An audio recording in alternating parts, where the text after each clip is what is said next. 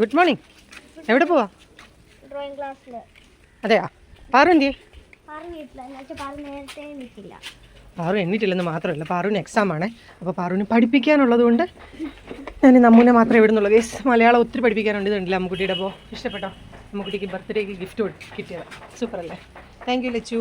പിന്നെ അമ്മു നജായ്ക്കൊരു ഫാത്തിമ. ഹായ് ഫാത്തിമ. നിവേദിത.